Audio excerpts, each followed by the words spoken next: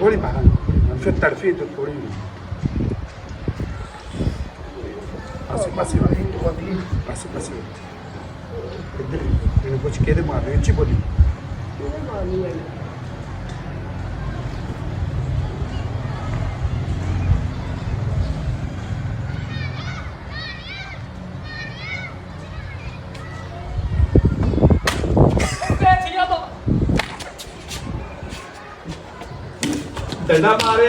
डंडा मारे मेरे पैर पे